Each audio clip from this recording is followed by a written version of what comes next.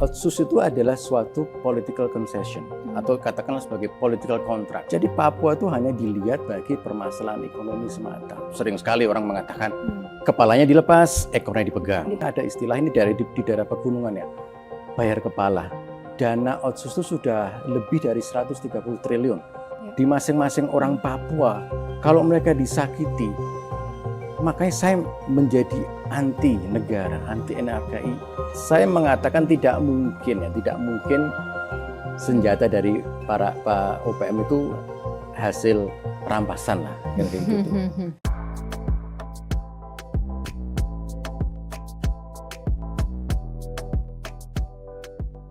Selamat datang di CSIS Spotlight, podcast dari Center for Strategic and International Studies Indonesia. Podcast yang membahas tentang isu-isu terkini, menarik, dan tentunya strategis.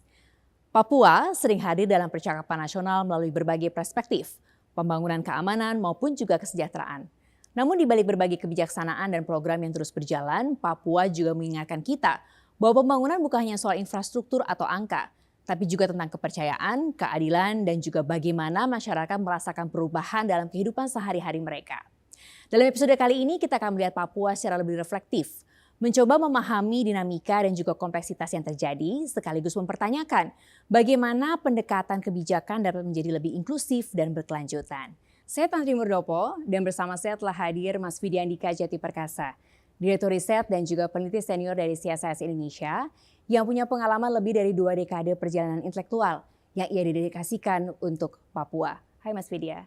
Pagi Tantri, apa kabar? Kabar baik Mas Vidya. Bagus. Ini kita berbicara mengenai perjalanan selama puluhan tahun. Puluhan tahun ya, lama. 2 dekade. Ya. Mungkin tepatnya 22 tahun ya Mas? Iya, pertama saya ke sana tahun 2004. Ya, cukup lama. Kalau kita berbicara mengenai perjalanan 22 tahun dan melihat apa yang terjadi di Papua hari ini, sepertinya kok belum selesai juga ya Mas? Apa sih membuat ini begitu sulit untuk diurai? Dimensi apa saja sih yang kayaknya kok saling bertumpuk ya Mas Vidya? Sebelum saya menjawab pertanyaan itu, saya ingin mengungkapkan 3 hal dulu ya. Yang pertama mungkin ya saat ini nih publik kita ya dunia kita secara umum itu sedang fokus di kasus perang Iran ya dengan Amerika dan Israel. Tentu banyak kekhawatiran dampak daripada perang tersebut, apalagi kemarin sempat ada isu bahwa cadangan BBM kita semakin menipis seperti itu. Di India pun saya kemarin baca mengatakan bahwa mereka sudah kelangkaan LPG ya. Tidak masalah lah, itu adalah masalah yang benar-benar memprihatinkan kita semua gitu ya. Tapi pesan saya, apapun ya kondisi yang sedang kita alami, saya hanya berharap bahwa masalah Papua itu tidak marginal dalam diskursus kebijakan kita gitu ya. Tetap all eyes on Papua, saya harap itu ya. Karena masalahnya sedang tidak baik-baik saja dan tidak pernah baik-baik saja. Saya bisa membayangkan para pengungsi yang setiap hari harus berjuang untuk hidup di tengah situasi konflik, di tengah situasi mungkin ya cuaca yang tidak bagus atau kelaparan seperti itu. Siapa yang memikirkan mereka itu ya? Jangan sampai masalah Papua ini dinormalisasi. Dianggap biasa saja. Dianggap biasa saja karena itu Papua kekerasan adalah wajar. No, tidak wajar dan itu harus diatasi. Jadi sudah sering ya negara kita tuh selalu kayak dia cenderung menerapkan apa yang saya namakan sebagai politic of distraction. Upaya untuk mengalihkan suatu isu dari isu yang sebetulnya itu lebih penting ya. Dan itu yang terjadi dan itu menurut saya membahayakan gitu ya. Karena kalau misalnya itu kita sudah terdistraksi ke isu-isu lain, maka tentu saja itu akan melemahkan upaya kita untuk istilahnya meminta akuntabilitas kebijakan dari pemerintah ya. Apa yang sudah kalian lakukan untuk Papua itu. Dan itu akan menjauhkan kita dari suatu kebenaran. Makanya tetap ya masalah Papua itu adalah masalah kita bersama dan itu harus kita terus cari solusi terbaik untuk mengatasi itu supaya tidak semakin berlarut-larut. Kedua, itu saya pikir, ini disclaimer saya sendiri Tantri ya, saya ingin mengatakan bahwa tujuan dari podcast tentang Papua ini bukan untuk menyalahkan siapapun, bukan untuk mencari kambing hitam, tapi demi kebahagiaan Papua. Kalau ada collective mistake, kita atasi dengan collective action. Kalau ada kolektif sukses, ya kita apresiasi. Ya. Jadi memang itu titik pijakan saya untuk membagi pengetahuan pengalaman saya tentang Papua ini. Dan ketiga yang terakhir, saya tetap memberi apresiasi kepada siapapun yang peduli terhadap Papua. Ya. Mau itu pemerintah pusat, mau itu pemerintah daerah, mau itu masyarakat sipil, GSO, dan siapapun itu ya. Mereka kerja keras ya, karena masalah Papua itu adalah masalah yang sangat kompleks. Ya, makanya saya suka sekali ya kalau saya menulis itu saya suka menggunakan kata kompleksitas karena memang kompleks ya. Dan saya sudah mengidentifikasi ya, paling enggak ada 24 masalah krusial di Papua itu gitu ya. Ada konflik separatis kekerasan, ada impunitas aparat keamanan, ada pelanggaran HAM, ada perdagangan senjata ilegal, ada permasalahan kebebasan berpendapat atau jurnalis, ada internasionalisasi Papua, ada gerakan separatis di luar negeri, ada kemiskinan, ketimpangan, pengangguran, pelayanan publik, marginalisasi, ada permasalahan rasisme dan politik identitas maupun primordialisme yang terkait dengan nasionalisme Papua, ada permasalahan sekuritisasi atau militerisasi, ada permasalahan eksploitasi sumber daya alam maupun oligarki, ada permasalahan food estate, migrasi, pengungsi korban konflik, korupsi, tata pemerintahan yang buruk, mentalitas, otonomi khusus DOP, perang suku, minuman keras, lemahnya MRP, DPRP, distrust pusat daerah, dimensi politik Papua, dan politik labiang.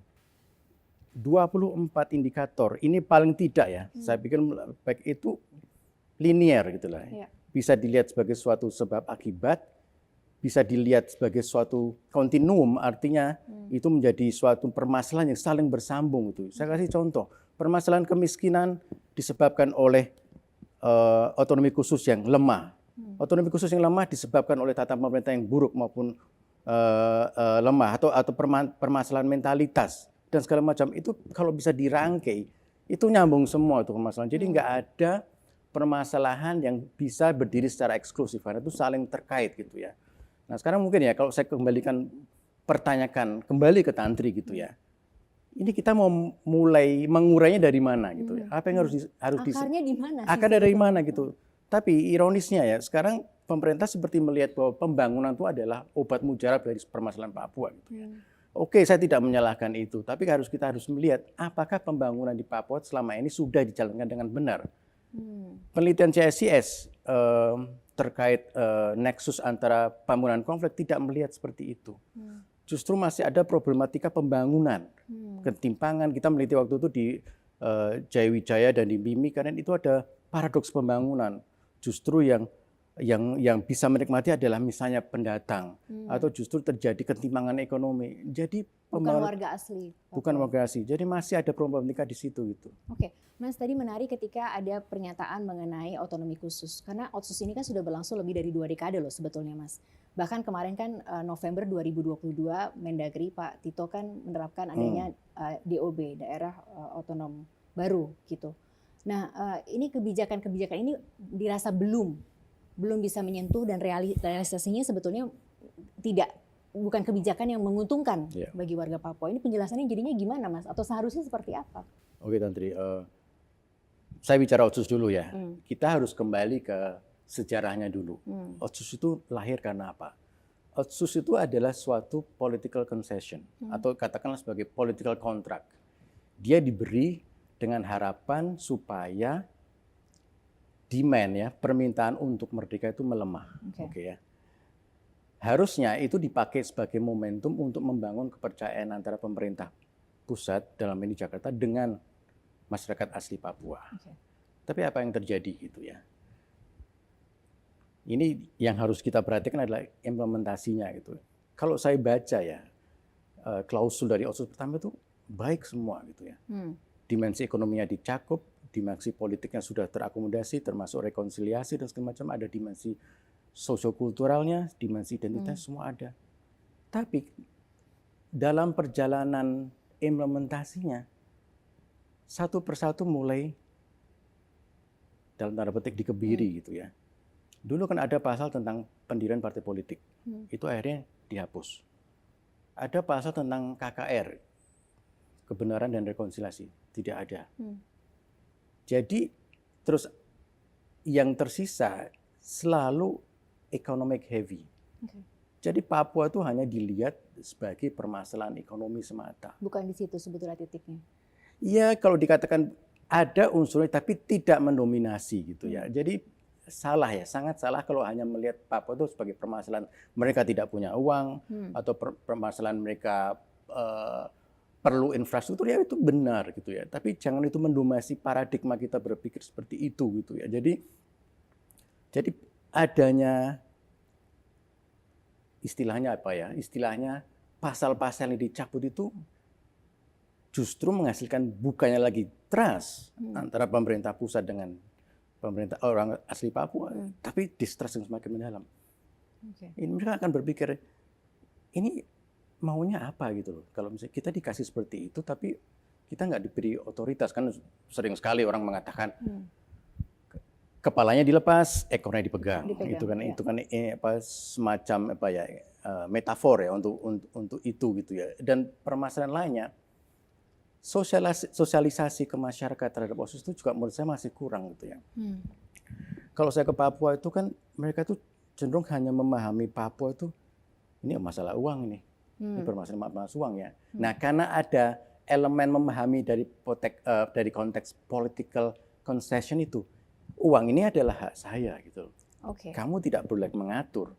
Jadi saya boleh menggunakan uang ini semau saya.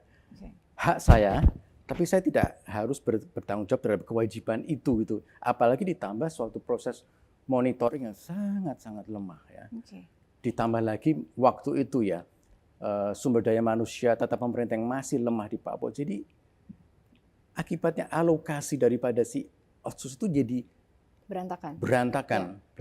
Dan itu budayanya jadi berantakan juga sampai hari ini gitu ya Mas. Menurut saya seperti itu gitu ya. Jadi harusnya ya kalau saya punya ide itu, saya ingin meneliti ya sebetulnya bagaimana sih dampak daripada OSUS terhadap mentalitas orang Papua itu gitu ya. Karena saya melihat ya dari beberapa hasil penelitian ya, meskipun tidak bisa saya generalisasikan bahwa justru mentalitasnya jadi terpengaruh gitu ya. Dalam arti mereka itu sangat dependent terhadap saya punya uang ya sudah, saya tidak perlu kerja keras misalnya seperti itu, atau saya bikin malas seperti itu gitu ya. Dan itu ditambah lagi dengan aspek-aspek kultural lainnya. Misalnya mungkin nanti pernah dengar ya, setiap kali terjadi konflik ya, baik itu konflik suku atau apa, selalu kan akhirnya ada istilah ini di daerah pegunungan ya, bayar kepala. Jadi harus ada kompensasi terhadap korban. Nah itu uangnya dari mana? Ya dari APBD, mungkin dari OSUS. Jadi lingkaran atau siklus itu gimana orang bisa membangun ya kalau terus terjadi konflik. Dan uang yang seharusnya dipakai buat membangun itu dipakai untuk membayar kepala itu. Ini bukan jumlah yang kecil, miliaran itu. Ini saya jadi mencoba untuk memahami mengenai konflik itu sendiri Mas gitu. Karena kalau kita bicara Papua seakan-akan ada kata konflik yang membayanginya gitu. Ini kan macam-macam Mas. Ada konflik ini kan macam-macam, ada konflik. Tapi yang paling banyak ada konflik bersenjata, gitu kan Mas. Ada gerakan separatis di situ, ada juga sebutannya perlawanan terhadap ketidakadilan, gitu kan kalimatnya Mas. Nah, ini gimana ya? Ini kita mengadakan wawancara ini di bulan Maret. Dan saya juga membaca beberapa berita di bulan Maret ini saja. Ada konflik bersenjata, ada 3 distrik yang dipaksa keluar dari wilayahnya. Itu berarti ada ratusan warga yang dipaksa juga untuk pergi dari tempat tinggalnya. Itu masih terjadi Mas. Di momen kita wawancara ini loh, gitu. Ini saya harus memahami seperti apa dong Mas gitu. Kita bedakan dulu ya Tantri ya. Misalnya kan kalau di Papua itu kan harus paling enggak 2 jenis konflik ya. Vertikal sama horizontal ya. Kalau misalnya kita konflik vertikal tentu itu menyangkut istilah terserah mau diistilahkan OPM, KKB, atau Tentara Nasional Pembebasan Papua Barat ya seperti itu. Saya pikir yang Tantri sebut tadi ada lebih ke konflik separatis gitu ya. Menurut saya konflik separatis itu sangat dinamis gitu ya. Dan kok rasanya terlalu naif ya kalau OPM itu hanya digambarkan sebagai sekelompok orang ya dengan senjata curian, terus akhirnya dia memberontakkan aspek ketidakadilan. Itu terlalu naif, terlalu simpel kita melihat seperti itu. Di zaman sekarang saya pikir sudah sangat kompleks ya. Makanya saya sangat pengen sekali ada yang orang berani meneliti tentang gerakan separatis itu gitu ya. Memang Sebutannya benar. kelompok kriminal bersenjata Ya, sekarang sebutannya itu. KKB ya. Dan saya pikir tidak salah kalau mereka memberontakkan aspek keadilan karena misi awalnya memang seperti itu gitu ya. Sekarang permasalahannya, kenapa itu sulit diatasi ya? Karena memang dia terus dikasih amunisi untuk hidup. Amunisi di sini bukan berarti senjata loh, ya Tantri ya. Jadi amunisi misalnya apa gitu ya? Misalnya permasalahan ketidakadilan. Sekarang coba ya, statistik mana yang bisa memperlihatkan bahwa pembangunan di Papua itu sudah adil? Ketimpangannya masih besar.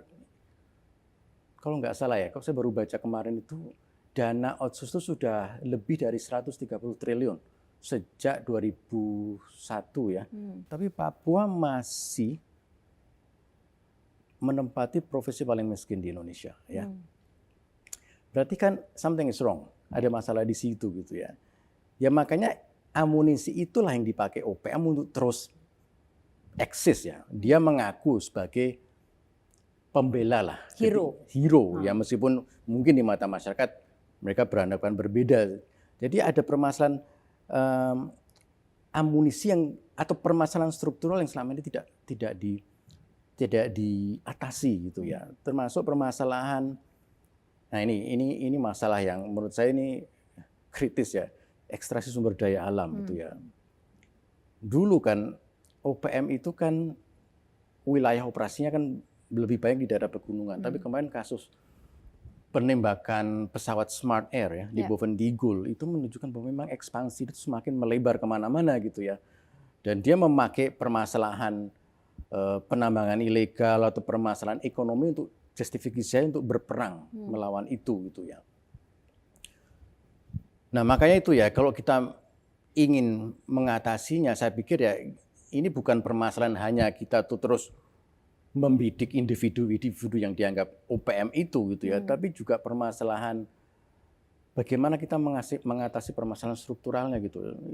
Kalau misalnya sampai kapan kita mau bunuh-bunuhan terus gitu ya, korbannya sudah terlalu banyak, TNI Polri sudah banyak meninggal, masyarakat sipil sudah banyak meninggal, juga OPM sendiri juga sudah banyak meninggal gitu. Jadi memang itu harus benar-benar dipikirkan. Dan sekarang yang justru bahaya itu juga bukan permasalahan gerakan separatis semata ya Tantri. Itu kan orang, tapi ideologi yang hidup di masing-masing orang Papua. Kalau mereka disakiti, makanya saya menjadi anti negara, anti NRKI. Itu justru yang menjadi berbahaya. Orang nggak perlu menjadi anggota OPM untuk punya ideologi itu. Tapi selama dia punya memori pasionis, memori penderitaan dia yang selalu tersakiti, itu turun-temurun turun-temurun, storytelling, itu turun-temurun. Itu meskipun mungkin generasi nggak ngalamin, tapi orang tuanya selalu mengatakan itu. Kapan siklus ini bisa selesai gitu ya? Ya seperti itu Tantri. Iya. Satu lagi tadi bicara soal bunuh-membunuh dan lain sebagainya, bad memories gitu Mas. Ada satu yang juga melekat di Papua itu soal pelanggaran HAM.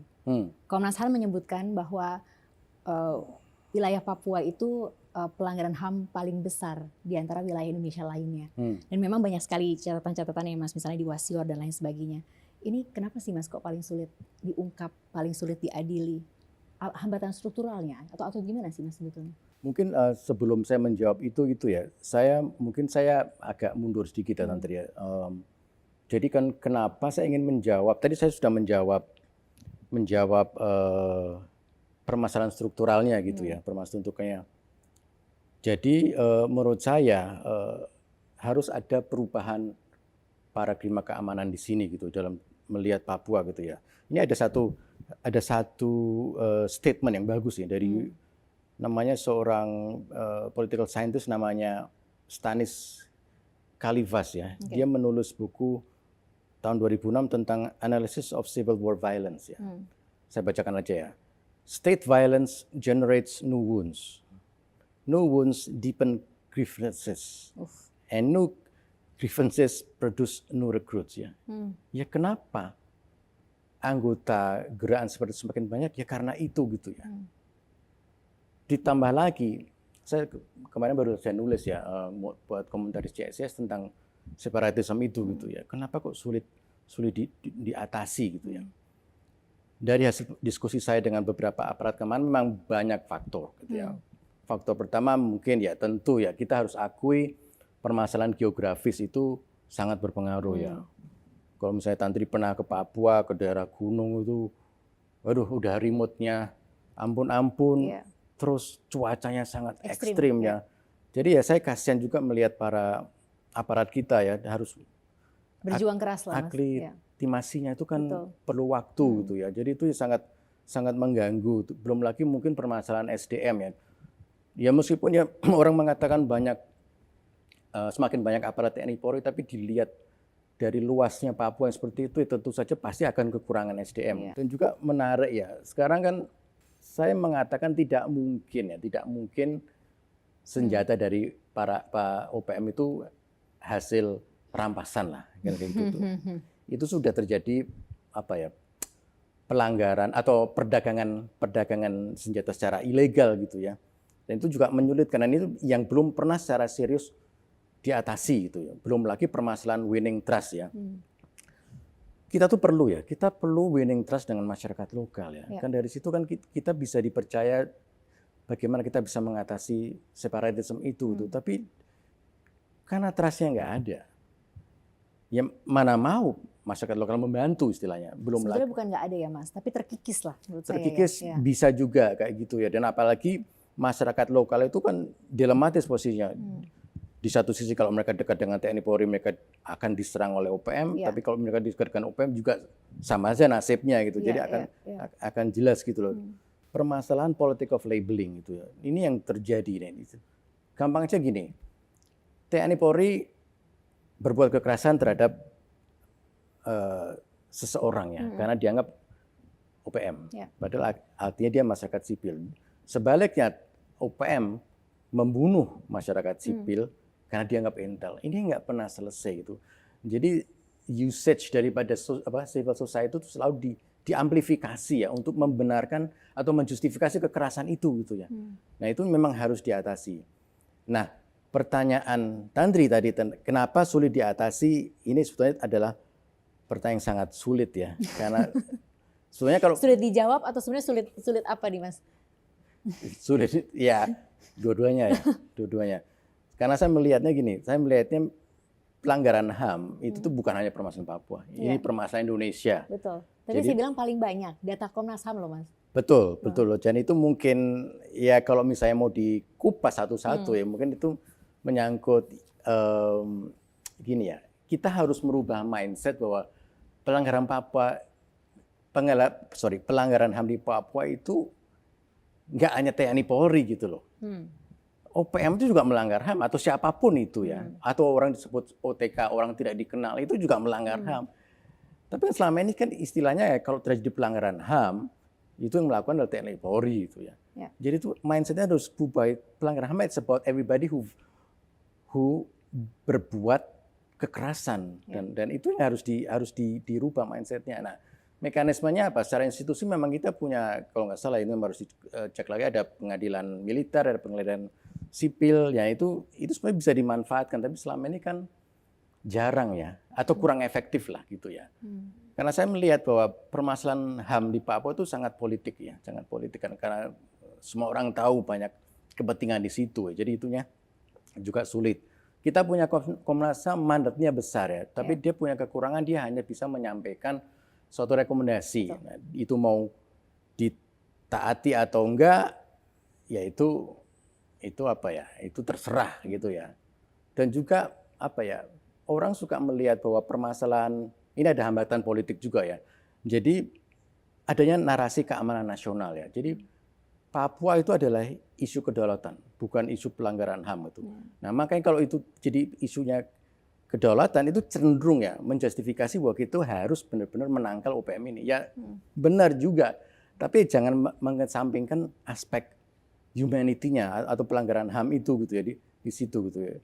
Dan mungkin dua yang terakhir, kan kadang-kadang kan untuk dapat menyelidiki suatu kasus pelanggaran HAM itu perlu olah TKP ya. Nah, itu yang sulitnya di situ. Selain mungkin wilayahnya sangat terisolasi, mungkin juga ada batasan-batasan tertentu sehingga orang tidak bisa ada di dalam daerah kekerasan itu gitu. Jadi menurut saya eh, dan terakhir ada hambatan sipilnya. Kadang-kadang kita perlu witness ya, kita perlu saksi, tapi kadang-kadang mereka takut kan pasti untuk bersaksi ya kan, entah itu diancam oleh OPM atau siapapun, mereka takut itu. Nah itu makanya proof of evidence itu kadang-kadang sangat lemah ya, sehingga tidak bisa dituntut. Tapi overall menurut saya yang terjadi ya, mengapa sulit untuk diatasi karena ini adalah sistemik. Ya, sistemik sekali. Banyak faktor mempengaruhi mengapa itu tidak bisa diatasi. Mas Widya, ini saya baru ngobrol kurang lebih berapa? 30 menit sama Mas Widya, saya bisa merasakan emosinya dan saya bisa melihat bahwa ini terlalu kompleks dan ini perlu waktu berjam-jam sebetulnya untuk diskusi mengenai hal ini. Tapi apa yang membuat Mas Widya bertahan 22 tahun, tetap mau menjadi periset atau researcher dan tetap bertahan untuk stick di Papua gitu Mas? Tidak beralih ke tempat-tempat lainnya. Apa sih magnetnya sebetulnya Mas Widya? Saya akui memang itu suatu subjek atau arena penelitian yang penuh resiko ya Tantri ya. 20 tahun bukan waktu yang singkat loh Mas. Iya, tidak. Jadi memang saya suka ke Wamena waktu itu. Menurut saya gini ya, maksudnya yang pertama memang kita harus berkomitmen ya. Kalau menganggap Papua itu adalah bagian dari NKRI atau harga mati seperti yang suka di Indonesia, ya kita harus terus berjuang untuk bukan hanya jargon ya. Jangan hanya mewujudkan gitu loh. Kayak gitu, itu yang pertama. Yang kedua, permasalahan gini. Voicing itu penting itu ya. Saya tidak mau ada pembungkaman suara. Karena ada seorang, karena gini loh, dengan adanya teknologi, itu narasi tentang Papua itu, itu bisa macam-macam. Bisa dimanipulasi, bisa dibikin hoax, semacam kebenarannya terus muncul gitu ya. Bukan saya yang mengatakan sebagai peneliti ya, tapi mereka orang Papua yang harus bersuara sendiri gitu ya.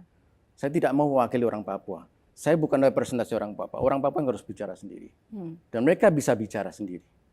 Berilah mereka kesempatan, berilah mereka kanal-kanal untuk berkomunikasi dengan kita atau siapapun gitu ya. Dan kenapa kok bertahan sampai 22 tahun?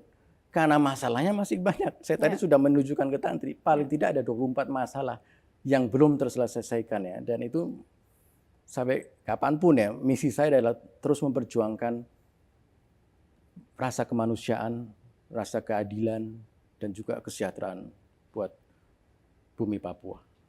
Terima kasih Mas Widya atas waktunya dan terima kasih atas cintanya. Ya. Saya udah mulai mau ini nih, ikut terharu. Ya, terima kasih Tantri. Diskusi hari ini menghadirkan sebuah percakapan dan tentunya buah pikir yang tidak meninggalkan kita dengan rasa yang lega. Mungkin memang tidak seharusnya. Papua bukan masalah baru. Ia bertahan melewati otonomi khusus, pemekaran wilayah dan berbagai pendekatan yang datang silih berganti. Memahaminya secara jujur berarti bersedia duduk dengan ketidaknyamanan itu dulu, tanpa terburu-buru mencari jalan keluar. Tapi jalan keluar itu tetap harus perlu dicari. Nah, di episode berikutnya kita tidak berhenti pada diagnosis. Kita tanya, setelah semua ini masih adakah jalan yang mungkin? Saya Tantri Murdopo, sampai jumpa.